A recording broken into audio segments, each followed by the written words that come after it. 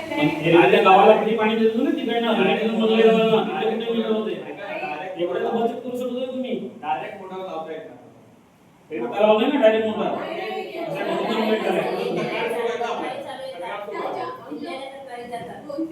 जो white pipe काढा ना तिकडे ब्लॅक पाईप टाका त्याशिवाय हा बिल पास करायचं नाही मॅडम मी काय म्हणते तुम्ही त्यासाठी आपला आक्षेप आहे ठीक आहे ते म्हणतो हे करून घेऊ मला रिपीट पाहिजे पाईपचं टीचं कारण इथे जो पाईपलाईन जो आपलं पाणी येतो डायरेक्ट पाईप हे आहे आपल्याकडे स्टोरेज टाकी नाही त्याच्यासाठी स्टोरेज टाकीसाठी आपण 40,000चं आपण पाणी अंडरग्राऊंड टाकी आणि आपली जी टाकी आहे स्ट्रक्चर ऑडिट पण केले जर या पाणी हे केलं तर आपण तिकडे पाणी साठवून डायरेक्ट पाणी देऊ शकतो जर तिथे तुम्ही म्हणलं की पाणी तिथे द्या हे करा डायरेक्ट तिथे लाईन हे केली असं झालं नसतं कारण इथे टाकी स्टोरेज करणार आपण आणि दुसरी गोष्ट म्हणजे की आहे ना सातपाटीवाले नेहमी तक्रार करतात मोठा लावत असल्यामुळे कारण हा पाणी काय येतो आपल्याला मोठा लावत असल्यामुळे मोठा जर लावलीच नसती तर पाणी मिळालं नसतं आता काय परिस्थिती झाली तुम्ही सांगा पाण्याची 2 नळाला पाणी येतं 2 नळाला पाणी नाही त्या दिवशी वैशाली मॅडम स्वतः गेले गलवण पाटील सर होते मॅडम आलेले उपस्थित त्यांना विचारा प्रेशर नाही आता पण कालच्या जागेला प्रेशर असून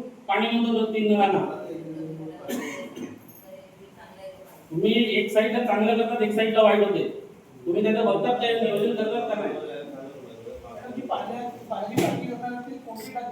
पहिला तुम्ही नियोजन करा नंतर पुढचं करा ना व्यवस्था तुम्ही नियोजनच नाही करत डायरेक्ट व्यवस्था करायला असं थोडं आहे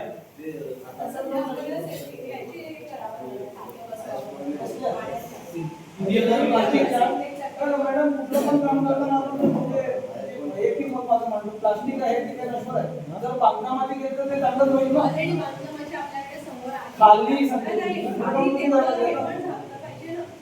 तेच पाणी वरती पोहोचवणार त्या टाकीतून बरोबर आहे ना कारण की काम आहे गेल्या वेळेला एक सिमेंट टाकी लावली की फुटली की आपण एक्झाम सॅम्पल तर काय करणार खाली बसवणार कोण होते खाली काहीच नाही बसवून फुटणार नाही का म्हणून की आपल्याला पीसीसी करावं लागणार आहे तेथे आपल्याला हे करावं लागणार बांधकाम करून त्या टाक्या ठेवावं लागणार आहे नाही तर ते टाक्या जर असेच अंडरग्राउंड खोलून टाकी कसं ना एक टाकी किती लिटरची ते किती रुपयाला आहे अंदाज सांगा ना तुम्ही मग तसंच आरसीसी बांधकाम करून बस तसंच करणार ना तुम्ही बनवा नाही आरसीसी बनवून टाका प्लास्टिक नाही अंडरग्राउंड करा ना टाकी अंडरग्राउंड कन्स्ट्रक्शन करा तुम्ही अंडरग्राउंड कन्स्ट्रक्शन टाकी करा शिरगावला पण आहे सातपाटीला पण आहे अंडरग्राउंड टाकी काय आपल्या गावात निधी येतच नाही का कसला मी काय म्हणतो अंडरग्राऊंड टाकी बसल्याला काय नाहीये ते मागे काय झालं एक आपलं क्षारयुक्त पाणी आहे आपल्या इथे धरचांमध्ये ते पाण्याचे झरे जर एखादं हे झालं म्हणजे माझं सांगते ना शिरगावला आपल्यापेक्षा जास्त आहे शिरगावला आपल्यापेक्षा जास्त आहे तिकडे जाऊ शकते तर आपल्याकडे काय करणार करतीलच ना का बिना वॉटर प्रूफिंग करून टाकणार आहे त्याचा प्रश्न काय मग कशी तरी त्याच्यात जातील जागा तेवढी पाहिजे कारण अंडरग्राऊंड टाकीला 40,000 मीटर होऊ शकते तिकडे 4 टाक्या लावणार तर तेवढ्या 40,000 मीटर दम बनवू शकतात ना दुसरं काय टाकीचा समस्या काम नाही कायम स्वरूपी काम होईल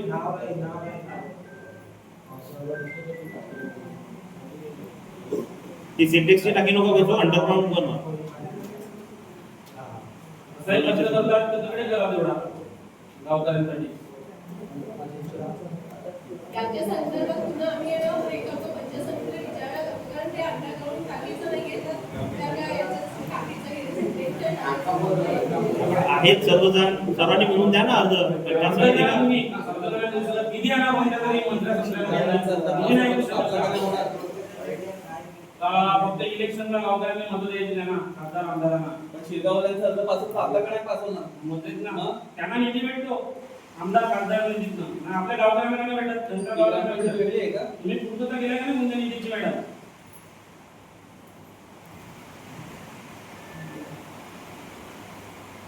ग्रामपंचायत मध्ये पैसे कधी संपवायचे फक्त नाही साफसफाई केली मॅडम गावामध्ये त्याच्यात कामगार बनवते मग कोणाला पेमेंट करायचं आम्हाला सांगा ना जरा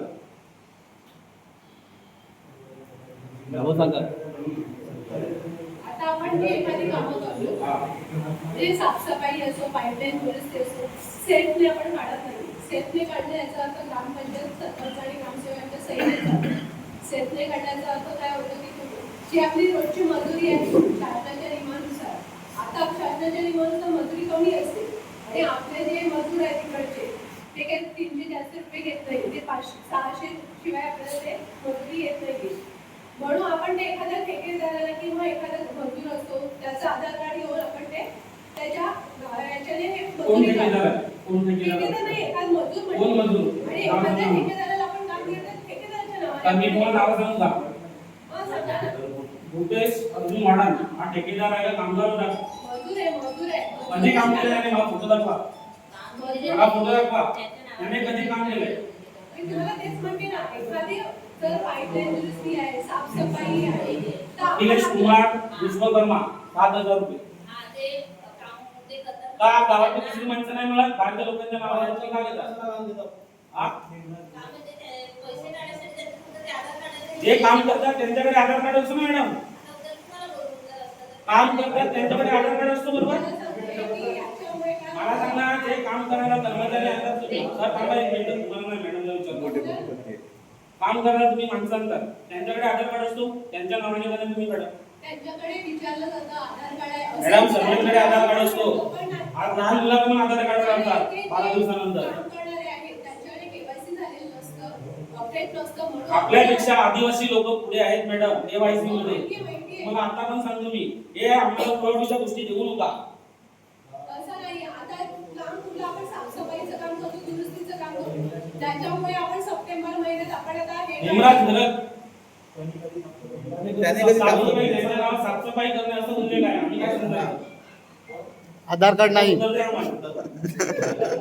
आधार कार्ड नाही. हे काम करत असताना आपण कुठल्या तरी मजूर मिळतो आणि त्याच्या- तो मजूरच नाही मिळत. मी मजूराचा घ्या ना आधार कार्ड, त्यांच्या नावाने करा. असे ग्रामस्थांना की आमचं हे करा, परंतु त्याच्यानुसार आपल्याला- असं कोण बोलत नाही मॅडम तुम्हाला. या उगावडीच्या गोष्टी आम्हाला बोलतो का? तुम्ही आम्हाला व्यवस्थित रिझन द्या या गोष्टीचा. तुम्हाला व्यवस्थितच सांगत आहे, म्हणून मी तुम्हाला म्हणते की कुठलंही का काम चालू सरपंच आहे. मॅडमकडे कर्मचारी काम करणारे त्यांच्या नावावर तुम्ही सगळे अमाऊंट काढले. म्हणून पुढच्या का ऑफिस- जे कर्मचारी काम करतात त्यांच्याच नावाने तुम्ही अमाऊंट काढा ना. ग्रामपंचायत काढू नाही शकत. नाही, ग्रामपंचायत सेल्फ म्हणून काढू शकत नाही, नाही तर सेल्फ तुम्ही- जे कर्मचारी काम करायला येतात त्यांच्याच नावाने काढा. त्यांच्या आधार नाही ते ठेकेदार बोला. आणि ठेकेदाराला आपल्याला- बोला, त्याच्या नावावर पूर्ण बिल काढा. म्हणून पुढच्या याच्यात सप्टेंबर या महिन्यात आपण आहे ना जी साफसफाई आणि पाईपलाईन दुरुस्ती ते एखाद्या ठेकेदाराला नाही आधी जर तुम्ही गटार साफ केली गेली गावातले पूर्ण गटार साफ केले. 1.5 लाख रुपये खर्च दाखवला. त्यांनी त्याच्याप्रमाणेच हे केलेलं आहे. कचरा आमची साफसफाईची 1 लाख पुढच्या वर्षामध्ये साफ केलं. प्रयत्न केले. एक माणसाला केलं साफ केलं. त्या गावामध्ये आता आपल्याला जे जे गटारचे वर्क बंद झालं त्याच्यानंतर कधी उपलब्ध नाही झालं ते साफसफाई करायला. त्याच्यामध्ये किती घाण वास, किती मच्छर, किती आम्हाला त्रास होतो.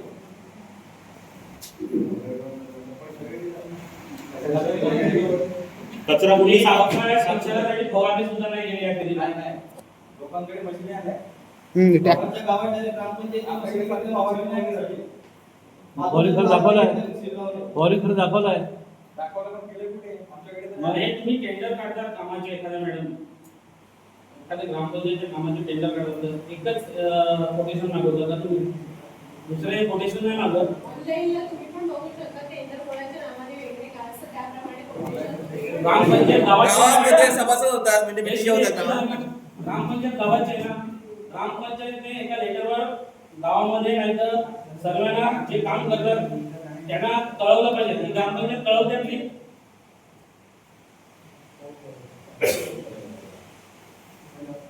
नाही तुम्ही वर्क ऑर्डर काढत काम चालू करतात नंतर इन्स्ट्रुमेंटची कॉपी मागवतात. काम चालू असताना 5 दिवसांनी इंजिनियर येतो माप काढतो. अशी कशाला कामं करतात? करा ना रिक्सर कामं ग्रामपंचायतची. आणि 27 नाही जमत तर 10 जणांनी राजीनामा द्या. जाऊ द्या सरकारकडे ग्रामपंचायत चालवायला. रिक्सर तुम्हाला कामं नसतील जमत तर त्या 10 जणांनी राजीनामा. गावकऱ्यांनी यासाठी निवडून नाही दिलं तुम्हाला. व्यायाम शाळेसाठी 27,000 आम्हाला.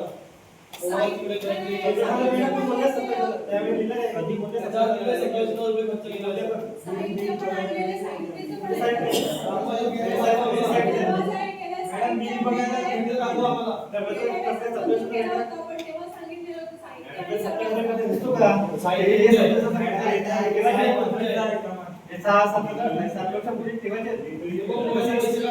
साहित्य रिपेअरिंग आणि दरवाजा हे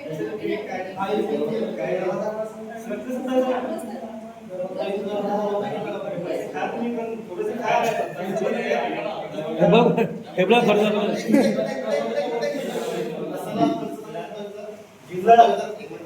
दरवाजा आणि साहित्य दुरुस्ती केली आहे. पाहिलं होतं ना? कोणतं साहित्य?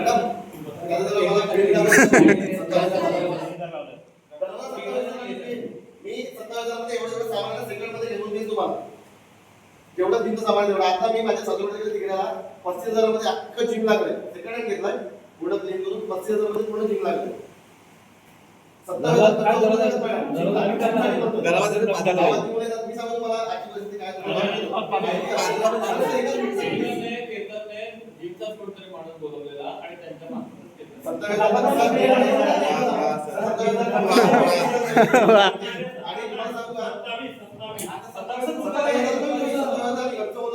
नवीन सामान टाकून 70,000 खर्च होणार.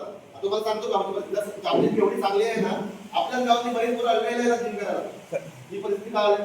मी रोज बघतो, मी रणीकोटला असतो ना, आपल्या गावात 10 ते 15 रोज संध्याकाळी असतील ना, आपण असतो. आपल्या गावात मुलं सगळी जिम करायला लागलेली आहेत. कारण तिकडे चंद्र नाही लागतात. तर तुमच्या गावात जिम नाही काय? आम्हाला प्रायव्हेट मध्ये जावं लागतं जिमला. तुमच्या गावात जिम नाही काय? म्हणून सांगतो खर्च करा. खर्च करायचा असतो खर्च. करा पण जरा चांगलं होतं. जिम तुमचा 15 वर्षापासून नंतर सर्व केलं. मुलांनीच सामान आणलं पैसे काढून. आम्ही पहिला पैसे काढायचे जिमसाठी तेव्हा. आम्ही सामान काढलं जेवढं होईल तेवढं. पण नंतर मग तो असं वाटतं कागदपत्री व्यवहार होतो ना.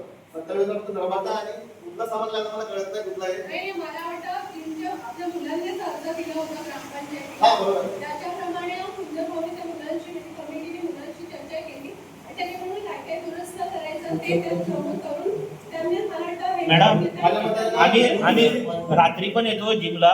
इथे साधी लाईट नाहीये. उतरायला एवढी भीती वाटते ना. हे दरवाजामध्ये लाईट नाहीये. पाऊस पण येतो, लाईट नाहीये. उतरायला पण किती त्रास होतो रात्रीच्या वेळेस.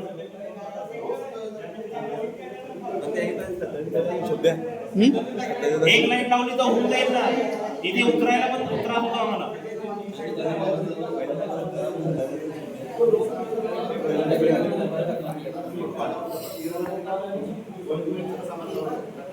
ही मच्छरांची फवारणी इथपर्यंत कधी होईल गावात?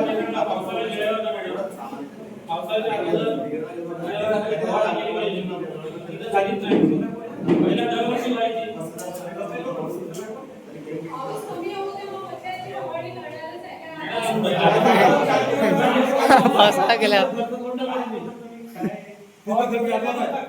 मॅडम ती फॉगिंग मशीन घेतली होती. मॅडम फॉगिंग मशीन घेतली होती माझ्या माहितीप्रमाणे. तर ती आहे का?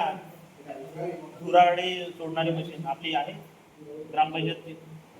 घेतली होती 5-6 वर्ष आधी घेतली होती. गेली फॉगिंग मशीन नेली भाड्याने दिली. ती नाही फॉगिंग मशीन मच्छरांसाठी. मग ती असेल तर तिच्याने फवारणी करा ना. म्हणजे गावामध्ये धुराडे हे पण करा. आणि धुराडी उभी आहे ना ती आतापर्यंत कधी झाली नाही. फक्त घेतली तेव्हा 1 वर्ष झाली. त्याला 4-5 वर्ष तर नक्कीच झालेत ते.